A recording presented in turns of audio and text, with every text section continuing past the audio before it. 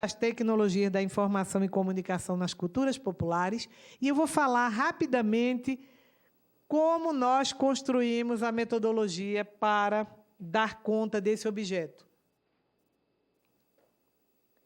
Primeira coisa, nós partimos dessa panaceia, não é, de que a sociedade em rede é uma sociedade mais democrática, é uma sociedade de acesso para todos.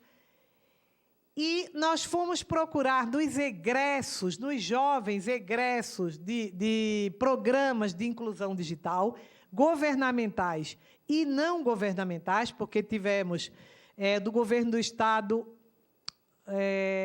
em escolas públicas, da Prefeitura da cidade do Recife, que tem um importante programa de inclusão digital, do Porto Digital de Recife, certo? De ONGs e até de empresas privadas, como essa Oi, conforme eu contei essa história no início, trabalhando com os estudantes de origem indígena, em Águas Belas, em Pernambuco. Então, nós tomamos essas pessoas, fizemos uma amostragem desses egressos, pessoas que já haviam passado, às vezes, por 2, 3 anos até de treinamento. Muitos deles estavam servindo até de monitores nessas próprias escolas. E nós fomos indagá-los, não é, sobre os resultados dessa inclusão, sobre como se dá a inclusão, se eles se sentiam incluídos. E o que tem umas histórias, uns depoimentos muito interessantes.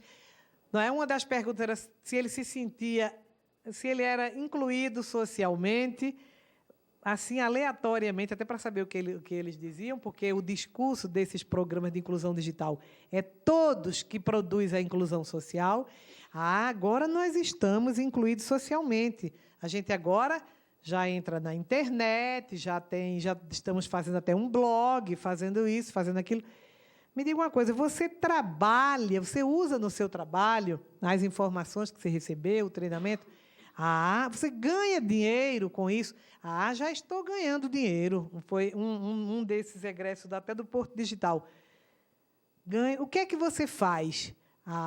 Eu gravo CD pirata. Foi uma das... Então, uma coisa para ver aí é a questão da inclusão, não é a noção de inclusão. Bom, então, os fatores que favorecem a participação dos programas de inclusão digital.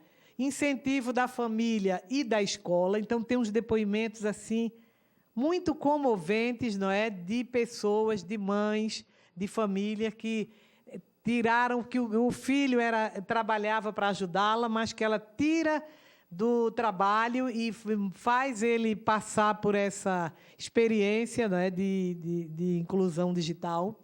E a escola também.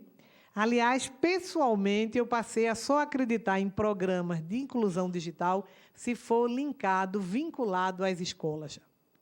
Certo? Porque é a tal coisa, inclusão é uma coisa que exige o quê? Exige o domínio das esferas reais também, não é? Não é só você estar incluído digitalmente, não. Você tem que estar incluído no real da vida, na experiência concreta, não é isso? Eu acho que a escola ela está aparelhada para instrumentalizar nessas pessoas. Oportunidade, né? Oportunidade de ser chamado, de ser selecionado, da escola encaminhar. E a proximidade também, que ele não precise pagar um transporte. As condições de apropriação.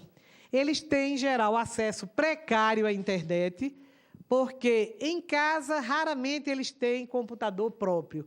Eles acessam na escola ou em alguma organização qualquer. Se ele for para as lan houses, depende de pagamento, eles não vão poder ficar muito tempo, não é? Muitos deles nem frequentam porque não têm dinheiro. A falta de acompanhamento sistemático nos telecentros comunitários, os computadores quebram, ficam obsoletos, não tem treinamento, porque o próprio ministro da Comunicação disse que era a estrela do do governo Lula, a questão da inclusão digital. Realmente, eles aparelharam esses telecentros, mas não há acompanhamento e não há o pessoal habilitado para fazer esse treinamento constante e essa atualização, porque nada mais sujeito à obsolescência do que essa tecnologia digital. Depois, as escolas públicas desaparelhadas e professores inabilitados. Nesse programa da Oi Todo Mundo, é o nome do programa, a maior dificuldade era que não existiam professores nessas escolas do interior, não é?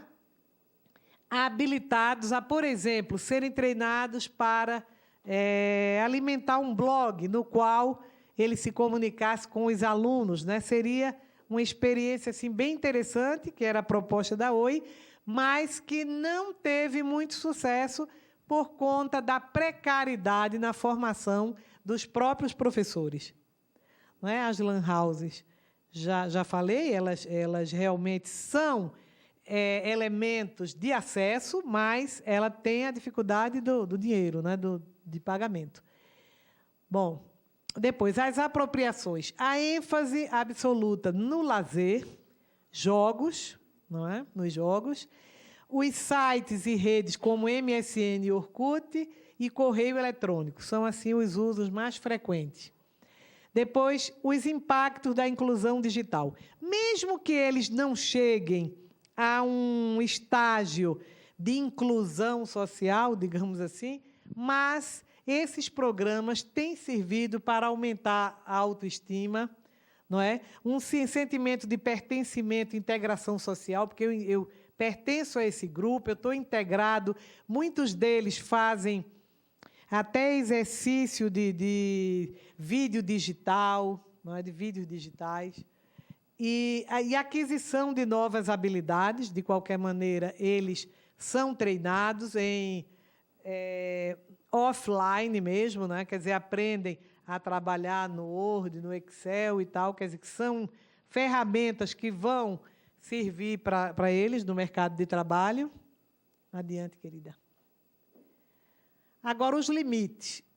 Não garante o acesso ao mercado de trabalho, porque, mesmo treinados, se não tem uma escolaridade que os habilite a desenvolver determinadas funções, é precário essa questão, quer dizer, para se ter o acesso, não é? Quer dizer, além do controle das esferas virtuais, é necessário o acesso do controle às esferas reais, não é? Se é um indivíduo que, na sua vida pessoal, ele não participa de grupos, ele não participa de fóruns, ele não participa de conselhos de desenvolvimento do seu município, de conselhos de orçamento participativo, de sindicatos, não é? Ou de partidos, ou de qualquer outra instituição socializante, fica muito difícil achar que ele, pelas esferas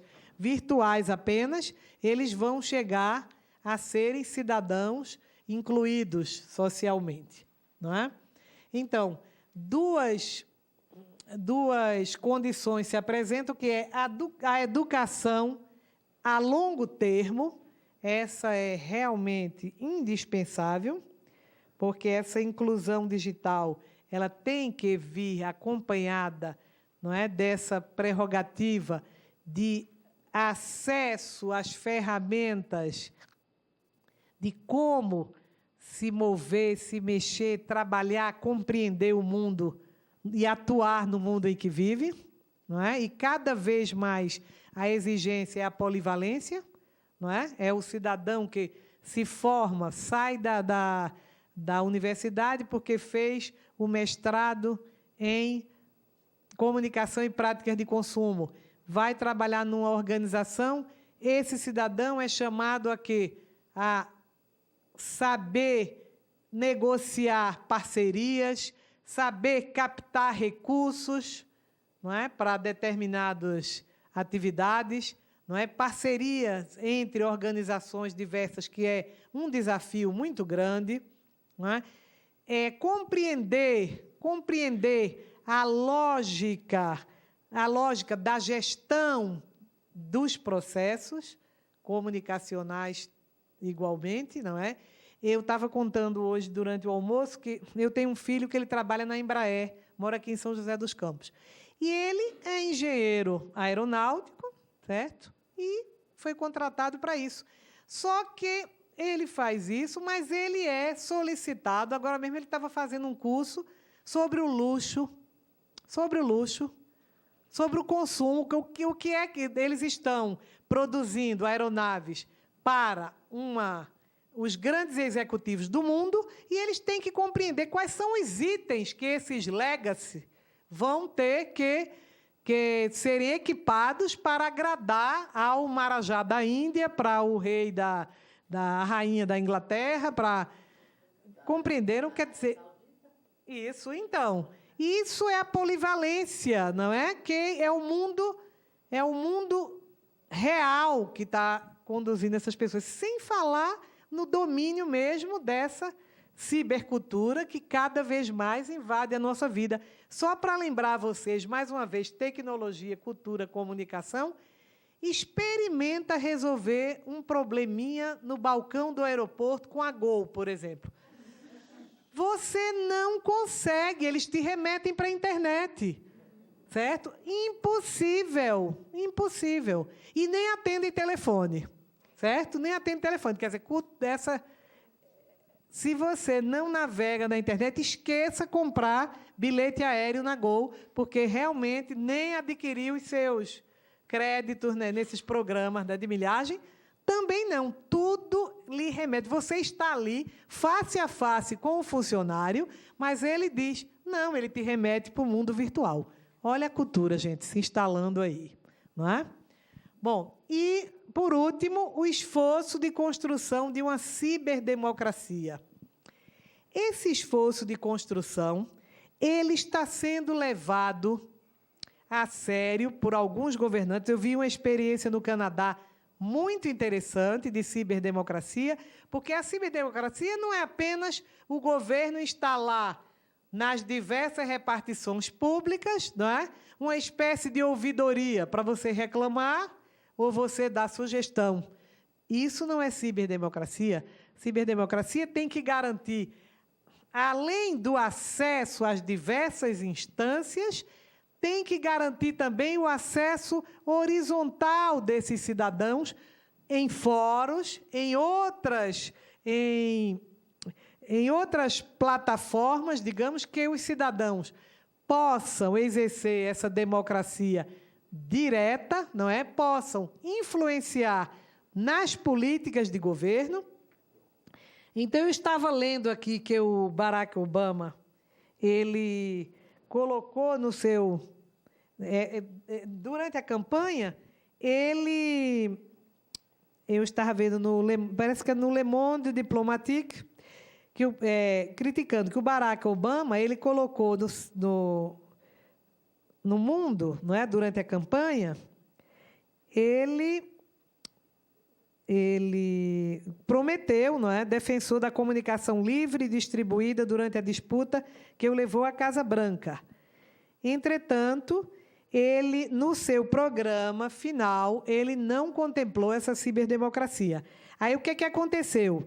Valendo-se dessa abertura proposta por Obama, foi criado o website White House 2. Quer dizer, tá, um programa alternativo ao governo, e no qual, aqui tem até o endereço, para quem estiver interessado. No princípio, o site seria justamente para que qualquer americano pudesse elencar os desafios e descrever o que considerava as maiores prioridades para o país, não é? Mas, depois, o site foi ao ar, mas não foi incorporado assim. Então, esse site ele preocupa-se. White House 2 é um projeto individual e apartidário que se torna coletivo por meio da interação e da conversação online. E 2, preocupa-se centralmente em produzir informação aberta e transparente que subsidie a prática social, não interagindo diretamente com as estruturas de poder da democracia representativa convencional. Então, isso é um exemplo de uma ciberdemocracia, mas não pela iniciativa direta do governo, mas de um site do setor privado mesmo. E, no Brasil, há experiências, né, de tentativas de inclusão digital. Eu até trouxe alguns sites, você trouxe alguns aqui.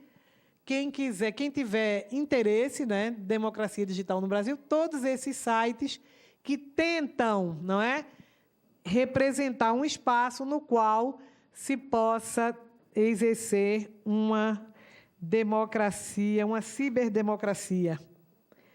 Ainda estamos longe, mas já é um começo, não é? Gente, muito obrigada pela paciência de vocês, ouviu? E sempre que vocês me convidarem, eu virei correndo. Um beijo.